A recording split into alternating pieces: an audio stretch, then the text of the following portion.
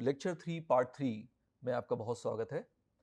हमने अभी तक रेंज स्पेस या कॉलम स्पेस की बात की थी।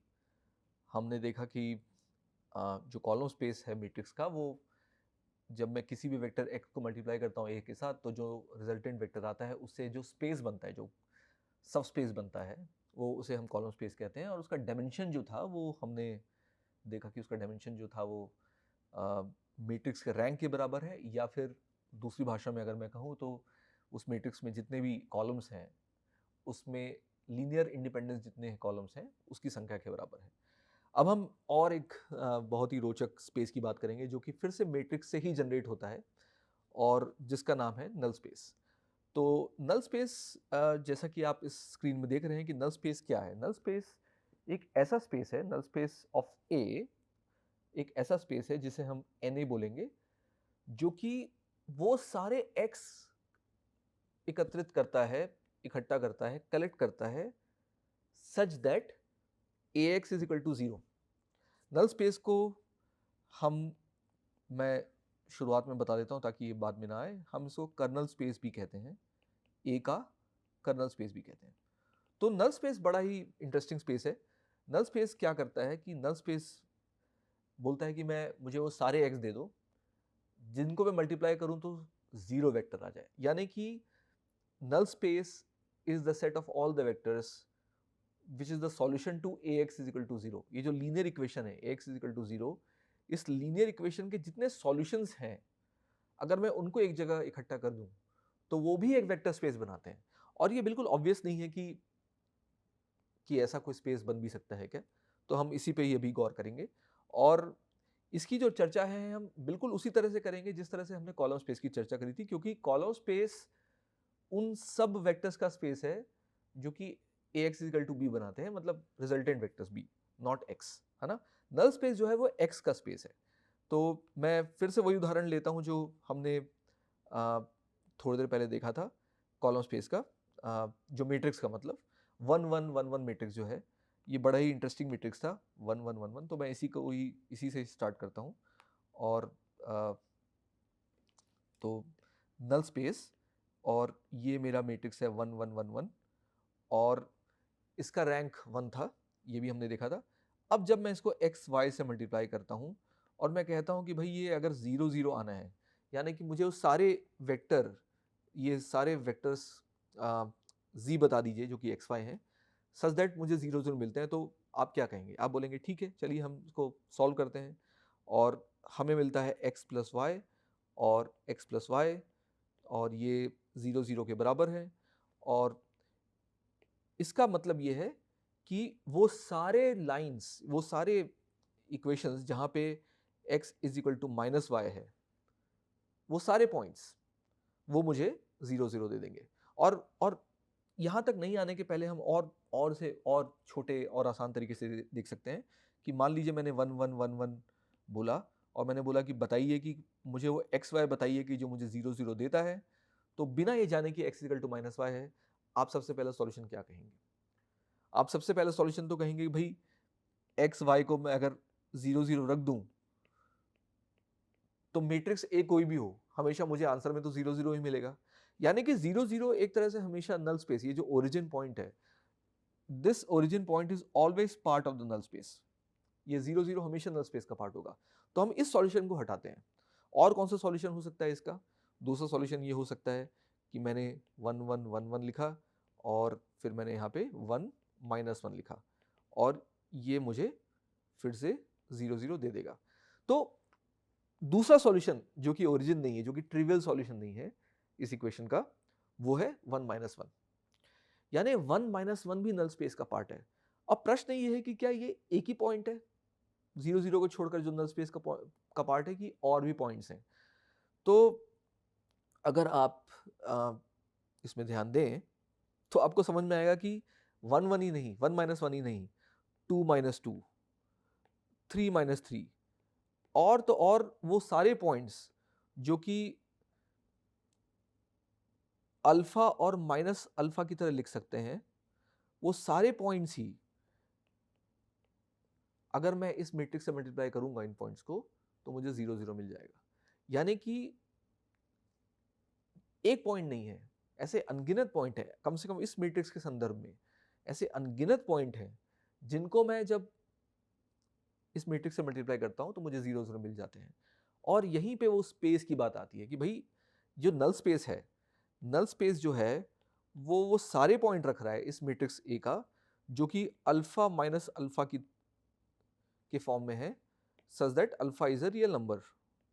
यानी कि वो सारे पॉइंट्स जो कि अल्फा टाइम्स 1 माइनस 1 है, ये मेरा नल स्पेस की डेफिनेशन है इस मैट्रिक्स की। और अगर आपको ध्यान होगा कि अल्फा टाइम्स 1 माइनस 1, ये एक तरह से 1 माइनस 1 इस वेक्टर का लीनियर कॉम्बिनेशन है ना। हमारे पास दो वेक्टर नहीं है, इसलिए लीनियर कॉम्बिनेशन की बात करना थोड़ा सा यहाँ पे अटपटा है, बट मैंने एक वेक्टर लिया है और मैंने उसको सारे अल्फा से मल्टीप्लाई कर दिया, जो भी रियल नंबर हो सकते हैं, और इससे जितने भी मेरे पास वेक्टर्स इससे पैदा हो रहे हैं, उन वेक्टर्स को जब मैं इस मैट्रिक्स से मल्टीप्लाई करता हूँ, मतलब मैं a इंटू दैट वेक्टर करता हूँ, तो मुझे 0 0 मिल जाता है। और नल स्पेस की परिभाषा ही यही है कि वो सारे वेक्टर्स जिनके साथ मैं जब a से मल्टीप्लाई करता हूँ तो मुझे अगर 0 0 मिल जाता है तो उसको मैं नल स्पेस कहता हूँ। और ध्यान रखने वाली बात यह है कि मैं इसमें यहाँ पर एक बहुत ही एक वर्ड का यूज़ कर रहा हूँ, स्पेस। और स्पेस इसीलिए है क्योंकि ये स्पेस है, हालांकि हमें इसे और भी प्रूव करना चाहिए कि ये स्पेस क्यों है, लेकिन ये स्पेस इसीलिए है क्योंकि 1 माइनस 1 के सारे कॉम्बिनेशंस इस स्पेस में मौजूद हैं। और हम इसे फॉर्मली भी प्रूव करेंगे कि ये स्पेस क्यों है, लेकिन स्पेस इसलिए क्योंकि ये बहुत सारे वेक्टर्स इसमें मौजूद हैं, तो इसे हम नल स्पेस कहते हैं। हम एक उदाहरण और देखते हैं जो कि थोड़ा सा ज़्यादा कॉम्प्लिकेटेड है, जहाँ पे कॉलम स्पेस भी आ जाएगा और नल स्पेस भी आ जाएगा। तो मान लीजिए हमारे पास एक मैट्रिक्स है ऐसी 1 2 3 4 1 1 1 1, और मैं तीसरा कॉलम इसे ले लेता हूँ 2 3 4 5। मान लीजिए हमारे पास ये एक 4 क्रॉस 3 मैट्रिक्स है, ठीक है। तो 4 क्रॉस 3 मैट्रिक्स को मुझे अगर मल्टीप्लाई करना होगा किसी वेक्टर से, तो मैं ऑब्वियसली 3 क्रॉस 1 से मल्टीप्लाई करूंगा, क्योंकि 3 और 3 बराबर है यहाँ पर, इसके नंबर ऑफ कॉलम्स और इसके नंबर ऑफ रोज बराबर होने चाहिए। और तो मैं इसे x y z कह देता हूँ, और ये मेरा मान लीजिए बन जाता है b1 b2 b3 b4। तो ये जो b वेक्टर है, ये जो b वेक्टर है, इसको मैं इस तरह से भी लिख सकता हूँ ax is equal to b। तो जो b वेक्टर है वो R4 का पार्ट है, यानी कि एक ऐसा स्पेस जिसकी डायमेंशन, जिस स्पेस की डायमेंशन 4 है, R4। और अगर आप ध्यान दें, और मैं आपको फिर से बोलूँगा कि इसे आप वीडियो को रोक के इस बात को सोचें कि ये जो हमारा मैट्रिक्स ए है, ये जो मैट्रिक्स ए है, इसका रैंक क्या है, इसका रैंक क्या है। इसका रैंक अगर आप ध्यान से देखें तो फिर से वही हो रहा है। C3 जो है, मेरा जो तीसरा कॉलम है, C1 प्लस C2 है। इसका मतलब इसमें दो ही लीनियरली इंडिपेंडेंट कॉलम्स हैं और इसका रैंक 2 है, ठीक है। तो इस मैट्रिक्स का रैंक 2 है, और इससे जो स्पेस जनरेट हो रहा है, देयरफॉर उसका रैंक भी 2 है। यानी कि इसका जो कॉलम स्पेस है, इसका जो कॉलम स्पेस है is a subspace in R4। क्यों? क्योंकि B R4 में है, यानी कि जितने भी रिजल्टेंट वेक्टर आ रहे हैं वो 4 डायमेंशन के हैं, लेकिन 2 रैंक सबस्पेस है, 2 रैंक सबस्पेस इन R4 और 2 डायमेंशनल सबस्पेस इन R4। ये कॉलम स्पेस ऑफ ए है। अब हम इसके नल स्पेस की बात करते हैं, तो क्या दिखता है आपको कि क्या हो सकता है इसका नल स्पेस में। तो what about null space of A, null space A के बारे में आपका क्या सोचना है। तो नल स्पेस ऑफ ए जो है, अगर आप इसे मैट्रिक्स को देखें, मैं इस मैट्रिक्स को एक बार फिर से यहाँ रिपीट कर देता हूँ।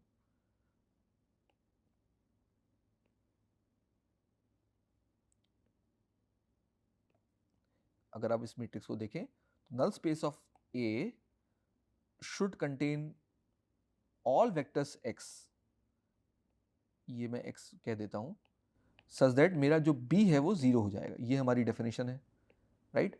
तो क्या आपको दिख रहा है कि एक्स वाई जेड क्या हो सकता है, तो पहला एक्स वाई जेड तो ऑफ कोर्स ट्रिवियल सॉल्यूशन 0 0 0, ये हमारा पहला सॉल्यूशन है। दूसरा सॉल्यूशन क्या हो सकता है, तो फिर से आप वीडियो रोकें और इसके दूसरे सॉल्यूशन के बारे में सोचें। और दूसरा सॉल्यूशन ये है, मैं आपको एक सॉल्यूशन देता हूँ, 1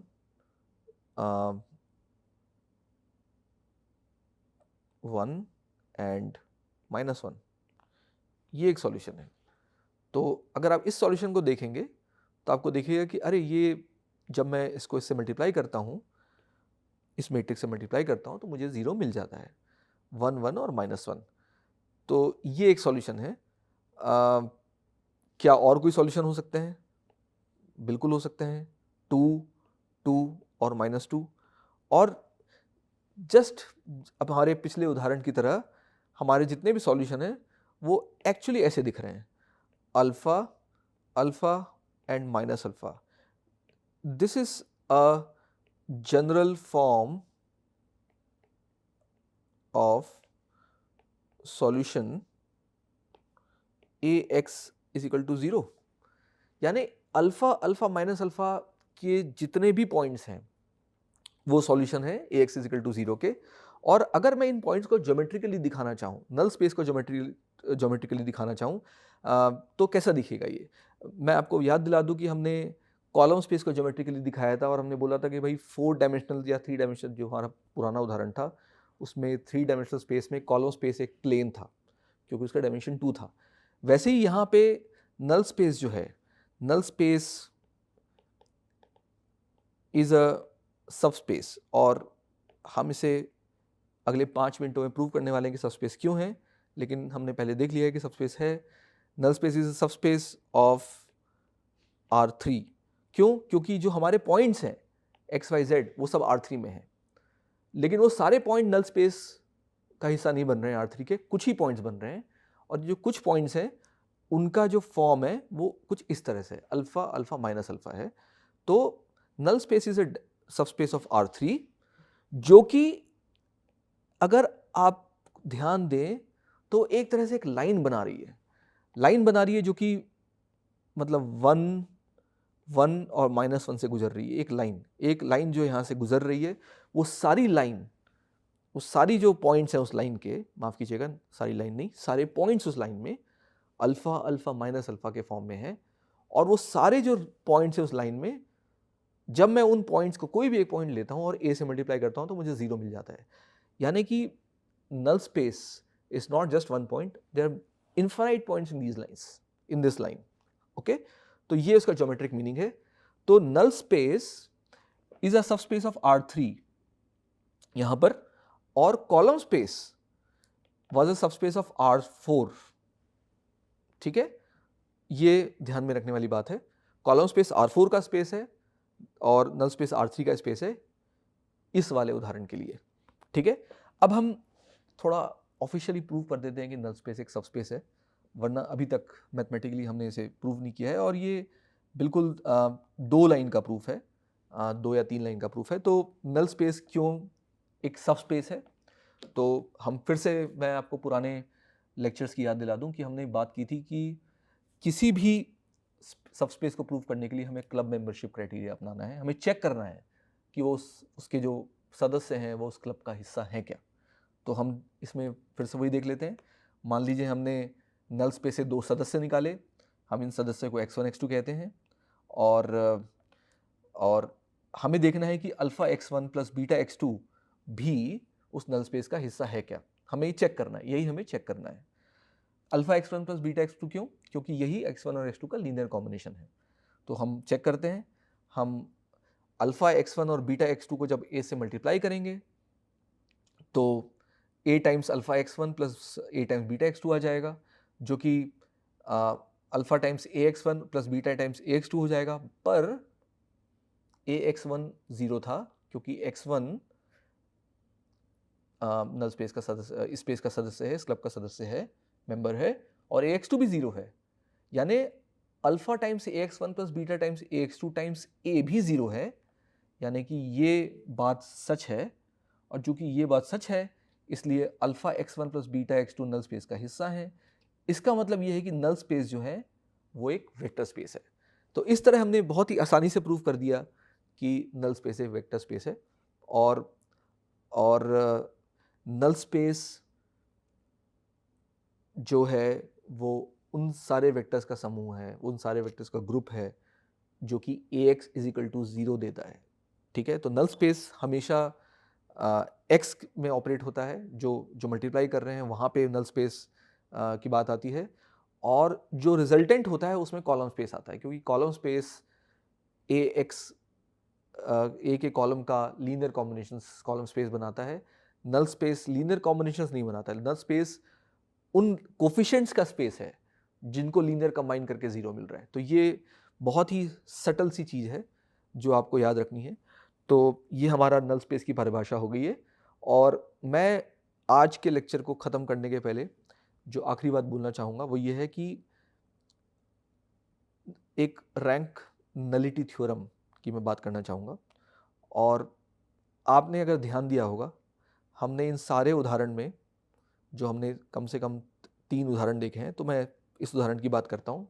तो यहाँ पे नंबर ऑफ कॉलम्स 3 है, इस उदाहरण में नंबर ऑफ कॉलम्स 3 है और 2 लीनियर इंडिपेंडेंट कॉलम्स थे, यानी कॉलम स्पेस का डायमेंशन 2 था और एक लीनियर इंडिपेंडेंट कॉलम था जो कि नल स्पेस का डायमेंशन था, जो कि नल स्पेस का डायमेंशन था।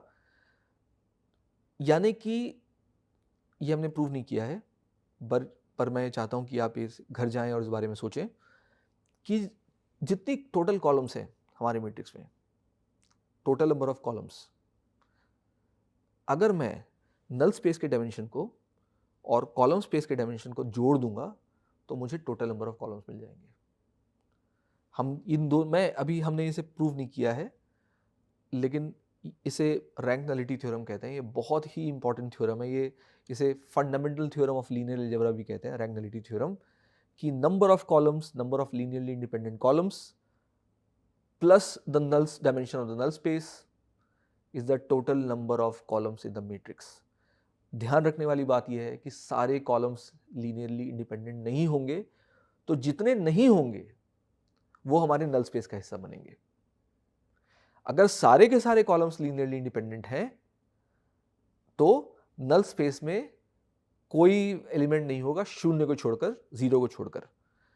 तो इसे हम रैंक नलिटी थ्योरम कहते हैं और इसके इंटरप्रिटेशन पर हम अगले लेक्चर में आएंगे, जहाँ पे हम पहली बार सिस्टम ऑफ लीनियर इक्वेशंस की चर्चा करेंगे। और हम सिस्टम ऑफ लीनियर इक्वेशंस की चर्चा करेंगे रैंक नलिटी थ्योरम के हिसाब से, डायमेंशन ऑफ कॉलम स्पेस के हिसाब से, नल स्पेस के हिसाब से। और ये हमारा लीनियर अलजेब्रा का पहला पड़ाव ख़त्म कर देगा।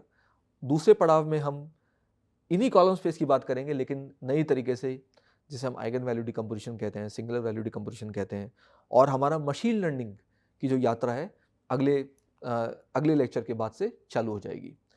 हम अगले लेक्चर के बाद कोडिंग भी करेंगे। हम देखेंगे कि रैंक कैसे निकालते हैं, हम देखेंगे कि आइगन वैल्यूज़ कैसे निकालते हैं। हम उसे बहुत सारे उदाहरण के तौर पर उदाहरण लेकर कोड करेंगे। वैसे तो देखिए, इनको आइगन वैल्यूज़ या नल स्पेस, कॉलम स्पेस, इनको निकालने के तरीके हैं, लेकिन चूंकि हम इस कोर्स में इम्प्लीमेंटेशन भी करना चाहते हैं, इसलिए हम इनकी कोडिंग भी करने वाले हैं। तो अगले क्लास के बाद हम कोडिंग भी चालू करेंगे। बहुत बहुत धन्यवाद आपका।